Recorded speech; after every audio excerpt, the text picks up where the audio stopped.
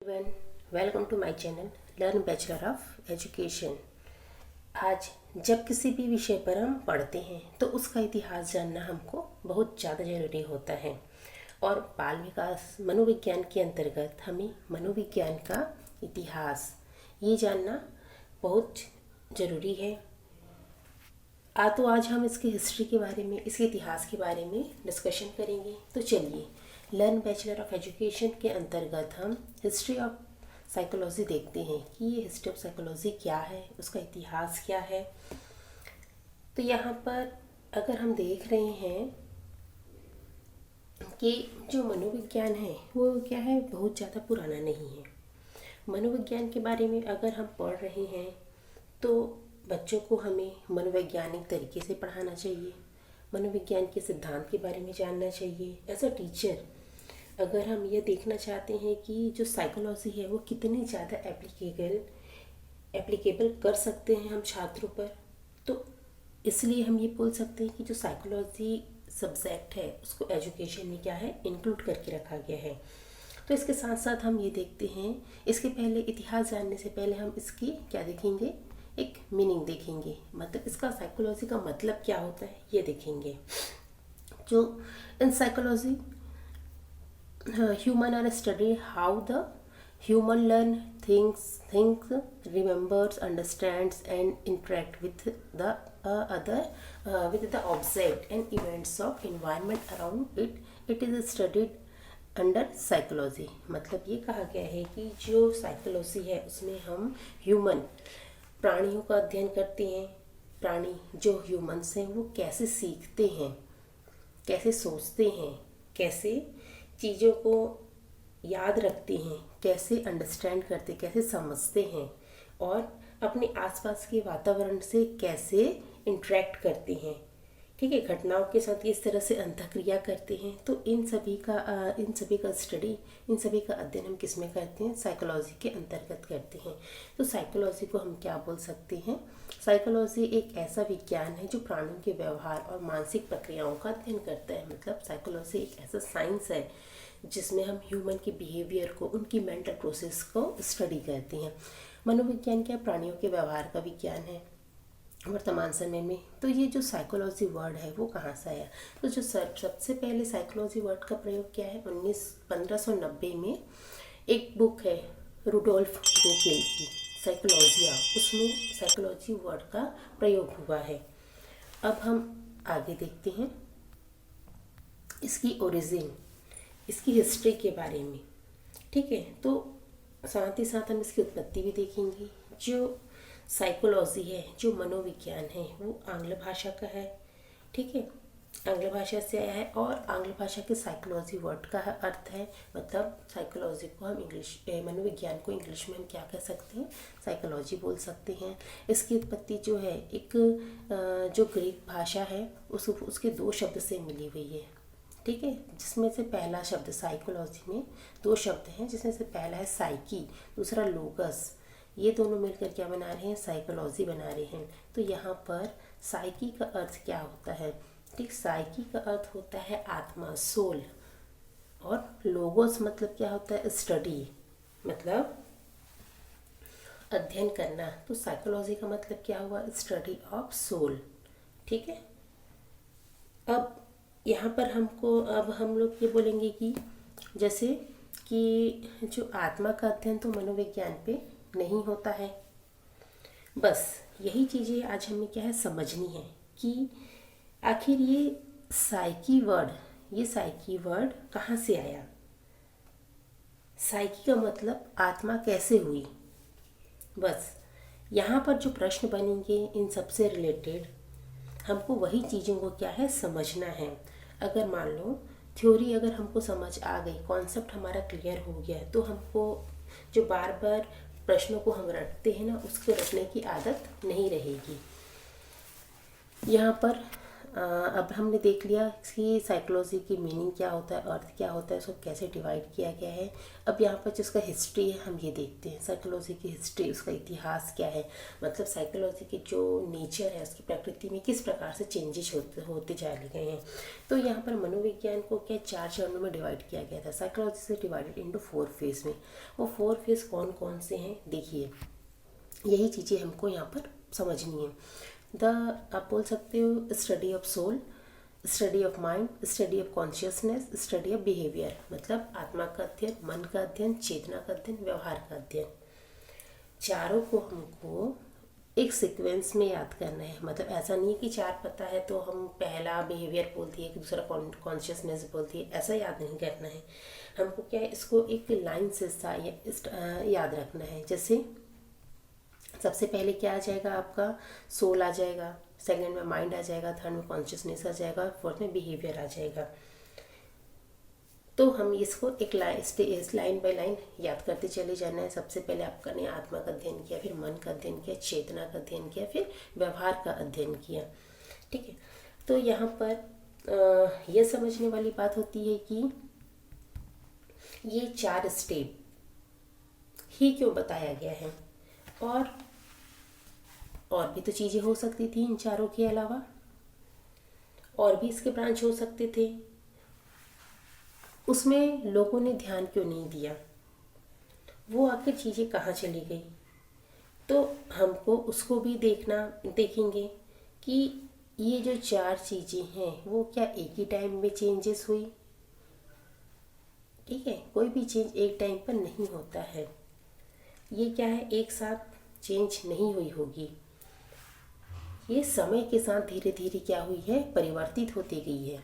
मतलब जो जैसे हमने स्टडी आत्मा का अध्ययन किया, ठीक है, स्टडी का अध्ययन किया, तो यहाँ पर जो उसके बाद हमने किसका अध्ययन किया, मन का अध्ययन किया। अब मन का अध्ययन कर रहे हैं तो ये जो पिछले वाली स्टडी है उसको कहीं ना कहीं ये वाली स्टडी, माइंड वाली स्टडी इसको डिनाई कर रही होगी। ठीक है, कि यहाँ पर ये कहा जा रहा होगा कि आत्मा अच्छी नहीं है, ठीक है, आत्मा का अध्ययन नहीं है, इसलिए मन का अध्ययन अच्छा माना गया होगा। फिर नेक्स्ट थ्योरी जब आई तब यहाँ पर क्या कह दिया गया होगा कि आत्मा और मन की थ्योरी अच्छी नहीं है, चेतना की थ्योरी अच्छी है। इस प्रकार से, इस तरह से हमको क्या करना पड़ेगा, इन चारों को समझना पड़ेगा। यहाँ पर हमारे पास 4 ऑप्शन दिए हुए हैं। ठीक है, ये जैसा पहले, दूसरा और तीसरा, चौथा 4 ऑप्शन दिए। इसे हम किस किस तरह से डिवाइड करेंगे, मतलब इन चारों को हम किस तरीके से इनका बंटवारा करेंगे, यही चीज़ें हमको यहाँ पर क्या है समझनी है। तो आज हम हिस्ट्री ऑफ साइकोलॉजी के बारे में डिस्कशन करेंगे। तो सबसे पहले हम किसको देखेंगे, सबसे पहले हम देखते हैं, इसके साथ साथ और बता दूं कि जो साइकोलॉजी होती है वो क्या है, ह्यूमन के एक व्यवहार का विज्ञान होता है। और जो साइकोलॉजी का आजकल का जो उद्देश्य है, उसका साइकोलॉजी का उद्देश्य क्या है, हमको यह पता करना होता है कि कोई भी ह्यूमन, कोई भी प्राणी किस परिस्थिति में क्या करता है, वह जो भी कार्य या व्यवहार करता है कैसे करता है और वो क्यों व्यवहार करता है। इन्हीं सब प्रश्नों का उत्तर हमको किस में मिलता है, हमारे साइकोलॉजी में मिलता है। तो हम यहाँ पे देखते हैं सबसे पहले आपका आत्मा का अध्ययन। अब ये आत्मा का अध्ययन है, ठीक है। देखिए, जो आत्मा का अध्ययन है उसको समझिएगा, ठीक। पहले की जो यूनानी दार्शनिक थी, जो यूनान देश था, मतलब जिसके बारे में आपको पता होगा कि जो वहाँ पे सिकंदर के बारे में पता होगा, तो वहाँ के लोगों में जो यूनानी दार्शनिक थे, जो अरस्तु, प्लेटो, डेकार्ट, इन मनोवैज्ञानिकों ने क्या कहा है, आत्मा को विज्ञान माना है। यहीं पर ही 2 जो शब्द बने थे, साइकी और लोगोस, ठीक है, जिसमें साइकोलॉजी का मतलब क्या कहा गया था, आत्मा का विज्ञान, मतलब आत्मा की स्टडी। साइकोलॉजी को आत्मा की स्टडी कहा गया था, ठीक है। और ये कहा गया था जो भी मनोविज्ञान है वो आत्मा के आधार पर ही है। यहाँ पर हमें ये जो दार्शनिक है उनके नाम को ध्यान में रखना है, ठीक है। अरस्तु, प्लेटो, डेकार्ट। हम जैसे मान लो कोई भी पुरानी मूवी देखते हैं तो वहाँ में वो देखने को मिलता है कि जो आत्मा का अध्ययन हो रहा है, उसकी स्टडी हो रही है। मतलब अगर हम किसी के लिए अच्छा कह रहे हैं तो हम यहाँ पर बोलते हैं कि उसकी आत्मा अच्छी है, किसी के लिए बुरा बोल रहे हैं तो ये बोल रहे हैं उसकी आत्मा बुरी है। कोई किसी की डेथ हो जाती है तो हम बोलते हैं उसकी आत्मा क्या है, उसको शरीर को छोड़ चुकी है। तो हर चीज़ का बेस का क्या माना जाता था, वहाँ पर आत्मा को माना जाता था, ठीक है, सोल को माना जाता था। तो आज का समय आत्मा का नहीं है, हम उसके अलग अलग स्वरूपों को देखते हैं, आत्मा को नहीं मानते, नहीं समझते हैं। आत्मा किसी टाइम तक थी, अब आत्मा क्या है, उसका रंग कैसा है, उसका रूप आकार कैसा है, ठीक। तो जो आत्मा की जो व्याख्या करना, उसकी अस्तित्व, उसकी प्रामाणिकता वो है या नहीं, आत्मा की प्रकृति का सही उत्तर नहीं देने के कारण ये जो 16th सेंचुरी है, ठीक है, 16वीं शताब्दी है, यहाँ पर मनोविज्ञान का जो अर्थ था आत्मा के अध्ययन को क्या कर दिया गया था, रिजेक्ट कर दिया गया था, उसको एक्सेप्ट नहीं किया गया था। तो जो 16वीं शताब्दी है ये 16th सेंचुरी है तक ही आत्मा के अध्ययन को माना गया है। 16वीं शताब्दी का मतलब यह होता है कि आज से लगभग 500 साल पहले, तो हम 21वीं शताब्दी में हैं, तो ये 16वीं शताब्दी की बात थी जहाँ तक सिर्फ किसको माना जाता था, आत्मा के अध्ययन को ही माना जाता था 16वीं शताब्दी तक। अब यहाँ से जैसे प्रश्न पूछता, मान लो कि आपसे कोई प्रश्न पूछा गया कि 16वीं शताब्दी, ये 16th सेंचुरी के अंत तक मनोविज्ञान का आधार किसको माना जाता है, तब आप क्या कहेंगे, 16वीं शताब्दी के अंत तक मनोविज्ञान का आधार किसको माना जाएगा, आत्मा के अध्ययन को माना जाएगा, आत्मा को माना जाएगा, ठीक है। यहाँ पर हमें इन तीनों को याद रखना है। इसके साथ साथ देखिए यहाँ पर जो प्लेटो थी, उनकी एक बुक थी द रिपब्लिक, उन्होंने इसमें मनोविज्ञान के बारे में बताया है, समाज के बारे में बताया, अपने सिद्धांतों के बारे में बताया है, ठीक है। यहाँ पर ये चीज़ें हैं जो प्लेटो है, अरस्तु है, ठीक है, इनका भी आपस में रिलेशन है। जो सुकरात थे उनके शिष्य थे प्लेटो, प्लेटो के शिष्य थे अरस्तु, और अरस्तु के शिष्य थे सिकंदर। मतलब प्लेटो के गुरु कौन थे, सुकरात थे। अरस्तु के गुरु कौन थे, प्लेटो थे। सिकंदर के गुरु कौन थे, अरस्तु थे। इसके बाद हम आगे बढ़ते हैं। जो हमारा सेकेंड स्टेप था, स्टडी ऑफ माइंड, मन या मस्तिष्क का अध्ययन, वहाँ पर चलते हैं। ये 17-18 सेंचुरी की बात है, ठीक है। 17वीं और 18वीं शताब्दी इसके अंतर्गत आता है, जब मनोविज्ञान को आत्मा के विज्ञान के रूप में परिभाषित करने पर लोगों ने क्या किया, आपत्ति उठाई, ठीक है। तब वहाँ के कुछ दार्शनिक थे जो विचारवादी थे, उन्होंने क्या कर दिया, साइकोलॉजी को मन का विज्ञान कहने लग गए वे, साइकोलॉजी को मन या मस्तिष्क का विज्ञान कहने लग गए, ठीक है। तो मनोविज्ञान को तो यहाँ पर जो सब वहाँ के जो दार्शनिक है वो मन या मस्तिष्क को क्या करने लग गए, मनोविज्ञान का अर्थ मन या मस्तिष्क कहने लग गए। यहाँ पर जो एक इटली के प्रसिद्ध दार्शनिक थे पोम्पोलॉजी, ये हमारे लिए इम्पोर्टेंट है। पोम्पोलॉजी ने मनोविज्ञान को ही मस्तिष्क या माइंड का अध्ययन करने वाला विज्ञान कहा है। तो यहाँ पर ये पूछा जा सकता है कि जो पोम्पोलॉजी है किसके समर्थक थे, पोम्पोलॉजी किसके समर्थक थे, मन या मस्तिष्क विज्ञान के समर्थक थे। उन्होंने साइकोलॉजी को क्या कहा है, स्टडी ऑफ माइंड कहा है। इसके अलावा हमें John Locke, Hume, Leibniz, Berkeley, इनको भी याद रखना है। यहाँ पर मनोविज्ञान को मन या मस्तिष्क का अध्ययन करने वाला कहा गया है। जो लॉक थे, जॉन लॉक थे, ठीक। जो ये जॉन लॉक हैं, उनका यह कहना था कि जो भी वस्तुओं का हम अनुभव करते हैं, कोई भी वस्तु का जब हम एक्सपीरियंस लेते हैं या अनुभव करते हैं, तो वो अनुभव किसके साथ होता है, वो वही एक्सपीरियंस क्या है, आपके मन या मस्तिष्क के साथ होता है, ठीक है। तो अतः मनोविज्ञान में उनके अकॉर्डिंग मन या मस्तिष्क का अध्ययन करना चाहिए। कोई भी विद्वान जो थे वो मन की प्रकृति, तो उसके स्वरूप का निर्धारण नहीं कर सके। तो यहाँ पर भी क्या हुआ, ये परिभाषा जो इनकी जो परिभाषा थी उसको भी मान्यता नहीं मिल पाई। तो जाहिर सी बात है कि जब हम 4 भागों में बांट रहे हैं हिस्ट्री को, तो यह चीज़ यहाँ पे ख़त्म तो नहीं हुई होगी। इसके बाद तो कुछ अगली आई होगी। ठीक है, तो हम को यहाँ पर क्या याद रखना है, ये सेकंड पॉइंट पे 16वीं शताब्दी जो शताब्दी है वहाँ पर इसमें कौन कौन से लोग आए, ठीक है, और ये कब तक चला। और ख़ास बात ये है कि इस 17वीं और 18वीं शताब्दी में दोनों में क्या है, ये किसके से रिलेटेड है, मन या मस्तिष्क के विज्ञान से रिलेटेड है। इसका आधार मन या मस्तिष्क को ही माना गया। अब देखिए हम अगला देखते हैं, क्या है अगला, द स्टडी ऑफ कॉन्शियसनेस, चेतना का अध्ययन। ये 19वीं सेंचुरी पे आया, 19वीं शताब्दी में आया, जब आत्मा भी गई मन भी क्या, मतलब आत्मा और मन का जो वास्तविक स्वरूप है उसका प्रमाण नहीं हुआ, ठीक, वो प्रमाणित नहीं हुआ। इस कारण आगे चलकर लोगों ने क्या कहना चालू कर दिया, मनोविज्ञान को चेतन क्रियाओं का अध्ययन करना प्रारंभ कर दिया।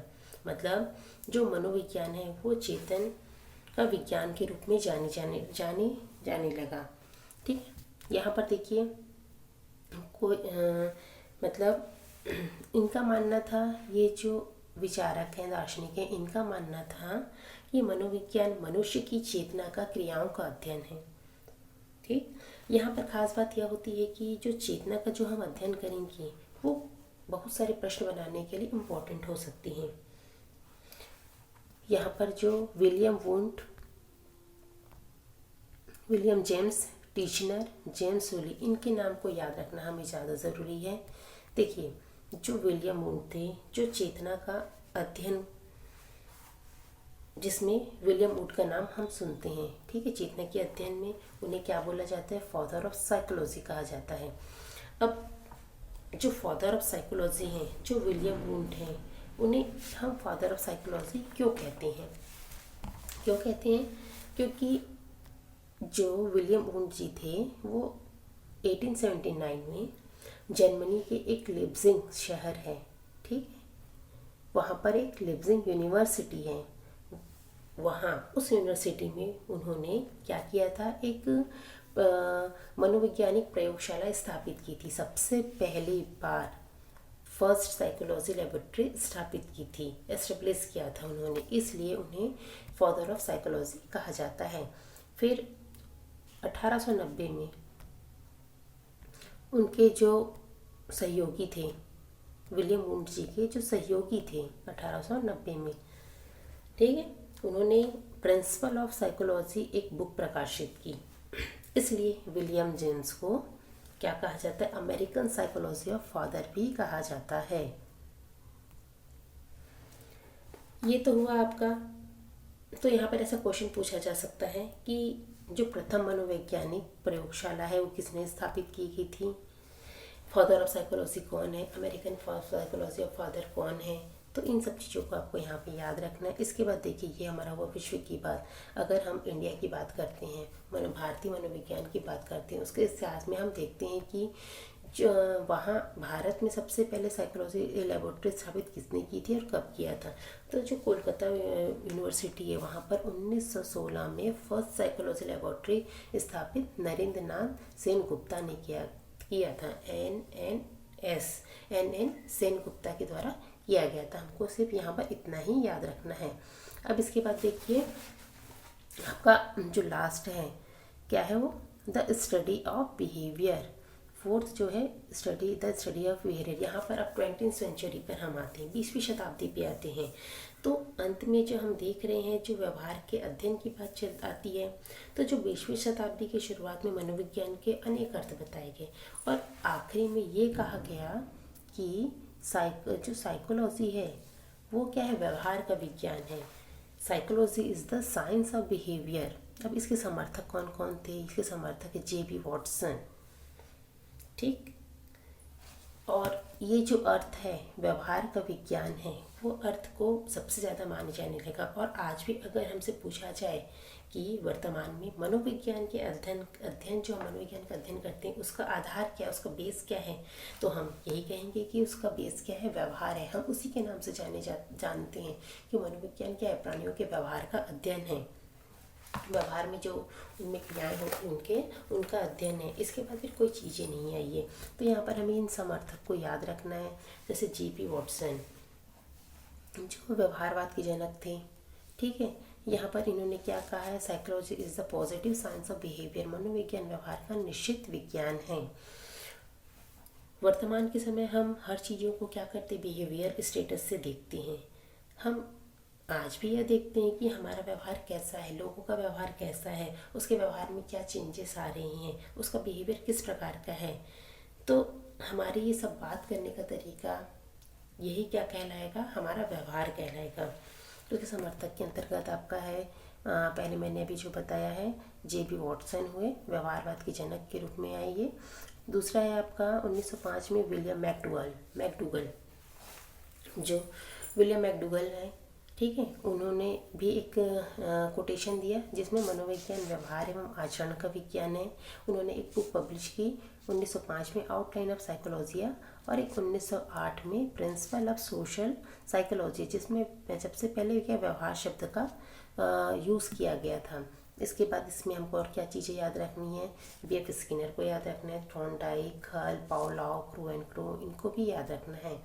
देखिए यहाँ पर जो वुडवर्ड थे, विलियम वुडवर्ड ने क्या कहा कि सबसे पहले जो मनोविज्ञान ने क्या आत्मा का परित्याग किया है, जो हमारी 16th सेंचुरी में था, ठीक है।